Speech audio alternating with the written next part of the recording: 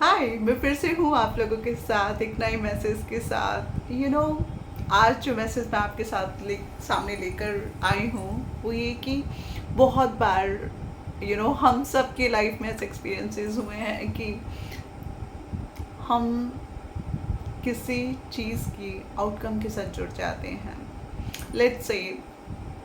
अगर मैं कुछ करियर,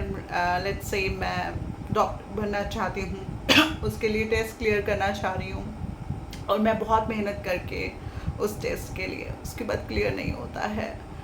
और ये एग्ज़ाम क्लियर करने की कोशिश कर रही हूँ, एग्ज़ाम क्लियर नहीं हो रहा और मुझे उसके लिए फिर से प्रिपेयर करती हूँ, मैं फिर से बहुत मेहनत करती हूँ और मेरे दिमाग में लगातार आता है कि वाई मी, मुझे मेरा फर्स्ट अटैम्प्ट में ही क्लियर क्यों नहीं हो गया, मुझे फिर से इतनी मेहनत करनी पड़ेगी। It may be due to any reason, it may be due to last moment आपका फिजिकल फिटनेस लूज करने की वजह से या due to any circumstantial reason, but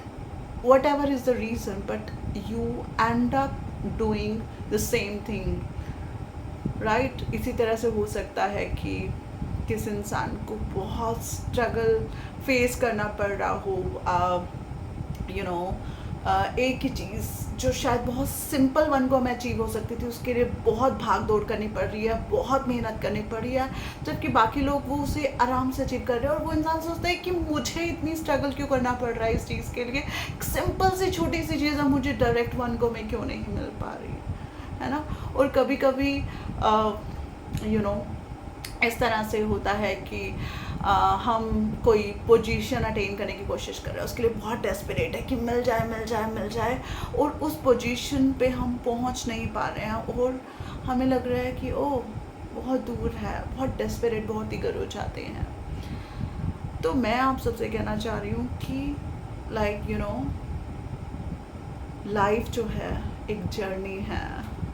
life is a beautiful journey. ये जो हम अचीव करने की कोशिश कर रहे हैं, हम उस आउटकम में इतना गुम हो जाते हैं, इतना अटैच हो जाते हैं कि प्रोसेस को समझते नहीं हैं। कोई भी चीज़ ऐसे ही नहीं होती है, उसका एक रीज़न होता है। अगर ए टू बी में मैं स्ट्रेट जाकर पहुंच सकती थी, लेकिन उसके बावजूद भी लाइफ के सर्कमस्टांसेस मुझे ए से बी तक लाने के लिए कई उतार चढ़ाव से मुझे गुजार रही है, तो उसका एक रीज़न है। It's not happening for waste, it's not happening ऐसे ही, जस्ट थिंक फॉर इट। आप अपने पास के बहुत सारे इवेंट्स को रिकॉल करके देखिए, आप मेरी बात से इत्तेफाक रखेंगे। ऐसे प्रोसेसेस के दौरान हमें बहुत सारे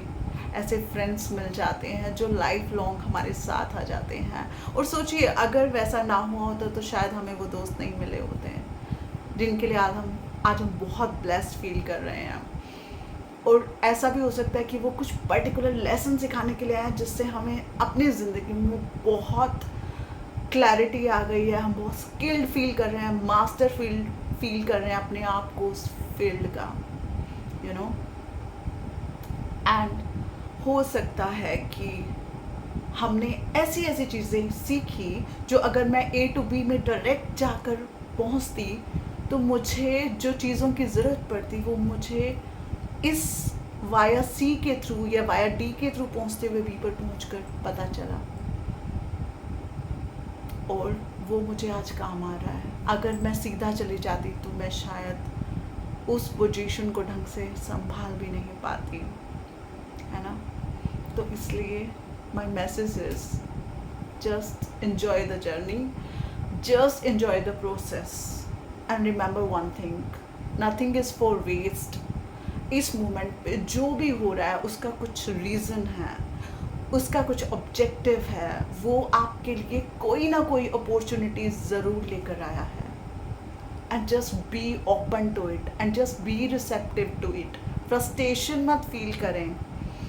जस्ट बिलीव कीजिए कि उस सुप्रीम पावर ने आपके लिए अगर ये रास्ता चूज़ किया है तो डेफिनेटली इस रास्ते में कुछ डायमंड्स आपके लिए छुपे हुए हैं। इसे एक ट्रेजर हंट की तरह लीजिए कि आप बस ये देखिए कि अगर ये रास्ता मिला है तो there must be some interesting things or persons on this journey, and I have to find them. Okay, तो फिर मिलूंगी आपसे एक नए मैसेज के साथ। तब तक लाइफ की ट्रेजर हंट को लाइफ के ट्रेजर को हंट करते रहिए। बाय।